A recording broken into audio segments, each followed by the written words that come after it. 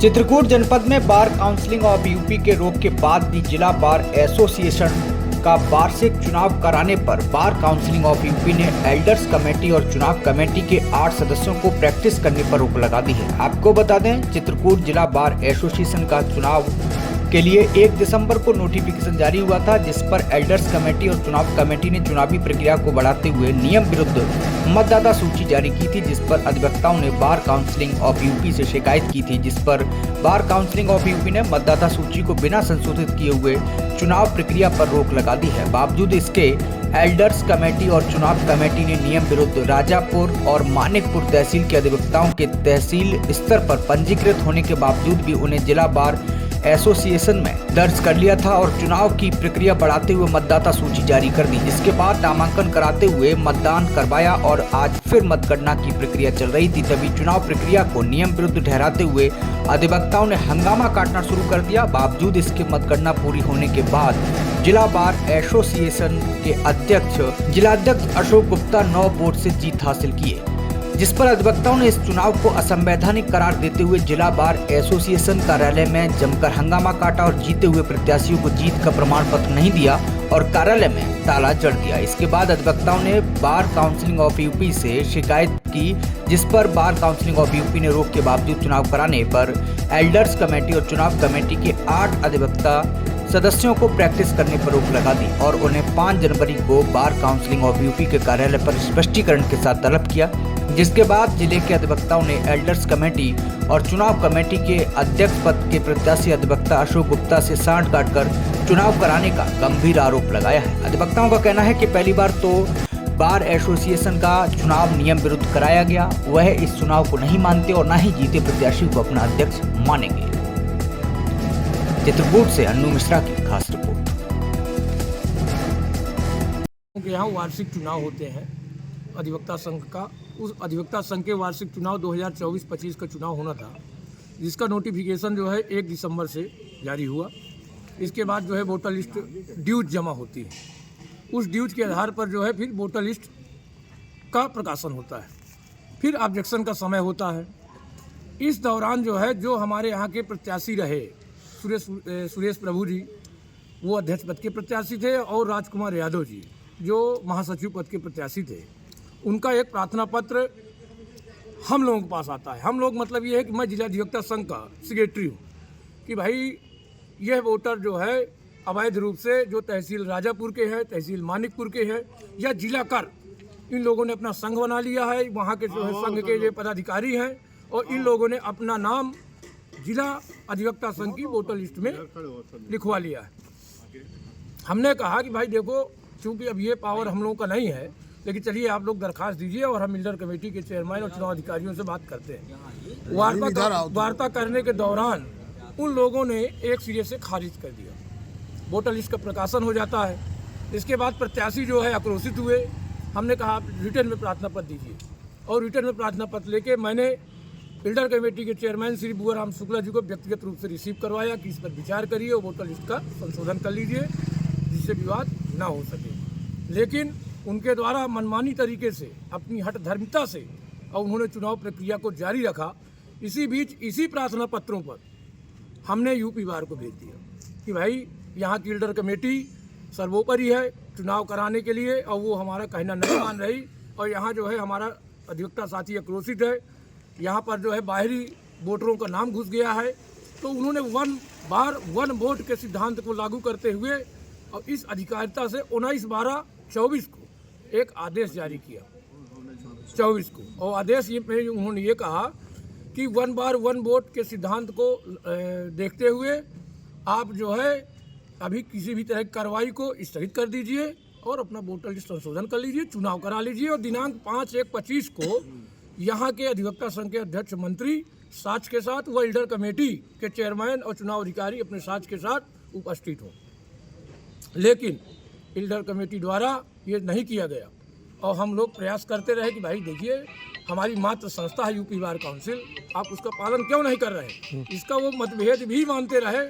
उस मतभेद के बाद भी उन्होंने जो है चुनाव को रोका नहीं, और दिनांक 20 तारीख को उन्होंने दक्षता भाषण करवा दिया और 23 तारीख को मतगणना करवा दी। आज 24 तारीख का दिन आया 23 को जो है मतगणना वोटिंग हो गई 23 को, और आज जो है मतगणना का दिन था। आज हमारे जो उत्तर प्रदेश बार काउंसिल के चेयरमैन श्री शिव किशोर सिंह गौड़ द्वारा एक आदेश पारित किया गया, जिसमें एल्डर कमेटी सहित चुनाव अधिकारियों को 8 लोगों को उन्होंने जो है सस्पेंशन किया कि आप जो है क्यों ना आपके साथ आप अवमानना की श्रेणी में आते हैं, आपने अधिवक्ता एक्ट की दफाओं का उल्लंघन किया है, कदाचार की श्रेणी में आते हैं, और उनको अधिवक्ता विधि व्यवसाय से भी सस्पेंशन किया हुआ है और 5 तारीख को उनको भी तलब किया है। इस परिस्थिति में आर्डर आने के बाद भी एल्डर कमेटी अपने मनमानी तरीके से मतगणना करवा रही थी, तब अधिवक्ता साथियों ने विरोध किया, और विरोध के बाद जो है हमारे इस अधिवक्ता समाज ने 99% वकीलों ने एकाएक मंत्री की अगुवाई में वहां जाके एल्डर कमेटी के सामने धरना प्रदर्शन आक्रोश व्यक्त किया, जिस पर जो है वो प्रक्रिया वहां रुकी दबावश।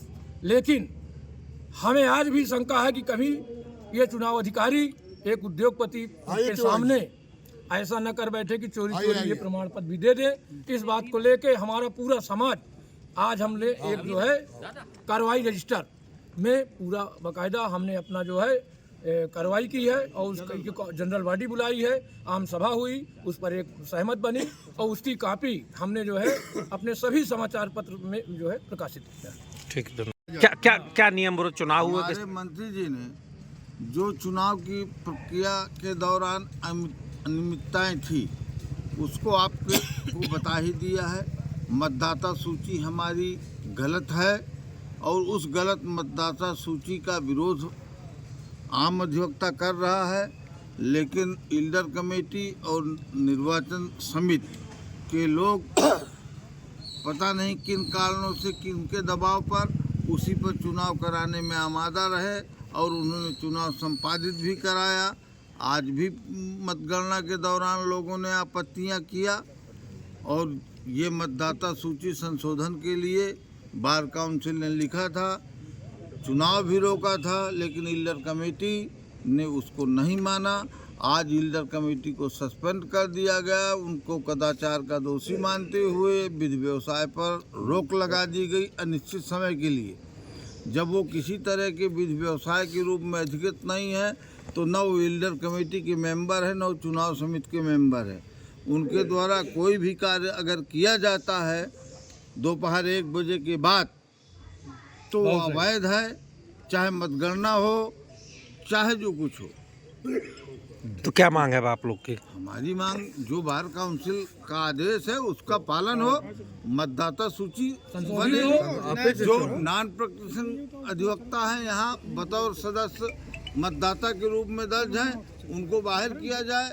यहाँ का विधि व्यवसाय करने वाला अधिवक्ता अपना अध्यक्ष और मंत्री चयन करे, जिसका इस व्यवसाय से कोई मतलब नहीं, वो हमारा चयन पदाधिकारियों को कैसे कर सकता है? 2 बार के ठीक। महासचिव का चुनाव लड़ रहा था, मैंने जब वोटर लिस्ट देखा तो यहाँ 548 वोटर लिस्ट आई प्रकाशन में। हमने उसको जब चेक किया तो राजापुर के करीब 28 लोग यहाँ जुड़े थे, और सेल्टेक्स के 26 लोग, और अन्य तहसीलों के जो जुड़े थे सदस्य हैं वहाँ के थे। जो राजापुर तहसील के 28 लोग जुड़े थे वो सब वहाँ राजापुर तहसील के संघ बना है, वहाँ से वो मेंबर हैं, और वहाँ के संघ के अध्यक्ष भी है, अध्यक्ष मंत्री सब लोग यहाँ वोटिंग करने।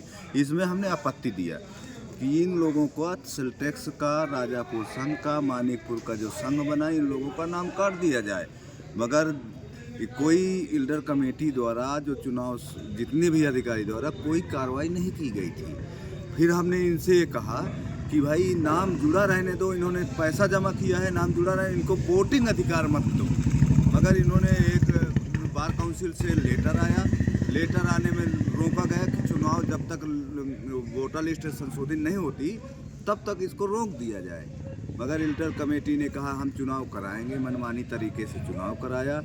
जो चुनाव इन्होंने कराया वो बिल्कुल अवैध है, गलत है, और पूर्व संशोधित वोटर लिस्ट में चुनाव हो तब तो अधिवक्ताओं को माने। कुल 390 अधिवक्ता यहाँ प्रैक्टिस कर रहा है, बाकी कोई अधिवक्ता नहीं। ठीक, शुभ नाम आपका? राजकुमार यादव। वोटर लिस्ट संशोधन के लिए पहले सबसे शुरू में ऑब्जेक्शन किया था, लेकिन हमारी जो इल्लर कमेटी है, इन लोगों ने हमारा संशोधन प्रार्थना पत्र नहीं माना है, ना उसको स्वीकार किया है।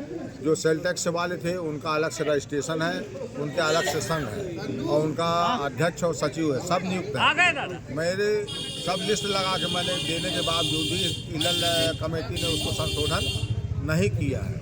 मैंने निर्वाचन अधिकारी को भी दिया ये चीज़, उन्होंने नहीं माना।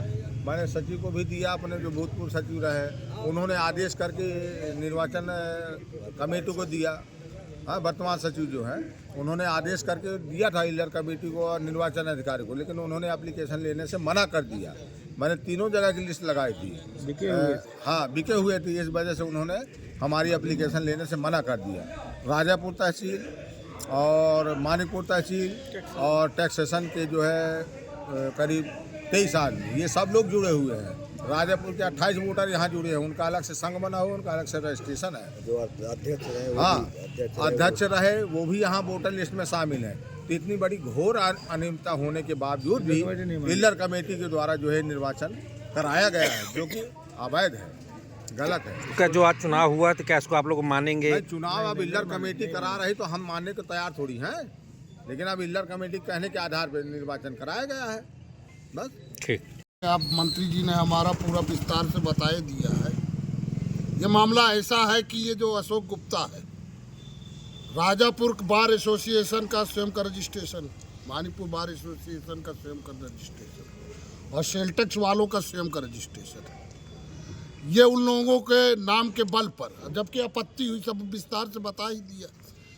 अभी आपको मालूम होगा जो पूर्व में जिलाधिकारी थे, इसके अवैध धंधे को लेकर इसका एक होटल जो बना रहा था, निर्मित होटल, उसको गिरवाया था और जिलाधिकारी ने स्वयं कहा था, हमारा प्रतिनिधिमंडल गया था उस समय बार संघ का, कि इसके बहुत गलत धंधे चल रहे हैं। ये ग्राम सभा की ज़मीन पर वहाँ निर्माण करा है नदी के किनारे, वो ज़मीन ग्राम सभा।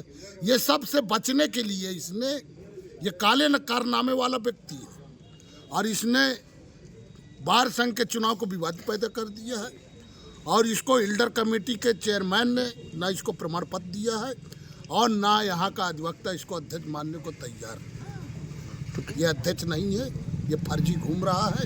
नहीं तो नियम विरुद्ध क्या चुनाव आज हुआ, किस तरीके गलत है ये? विरुद्ध हुआ, वो जब उन लोगों का रजिस्ट्रेशन है तो उनका नाम यहाँ क्यों जोड़ा गया, उसकी आपत्ति हमारे सुरेश सिंह प्रभु ने किया, राजकुमार यादव जी ने किया, हमारे जगत पांडे जी ने किया, तमाम लोगों ने आपत्ति किया। इस आपत्ति के बावजूद इसने इल्डर कमेटी को खरीद रखा था।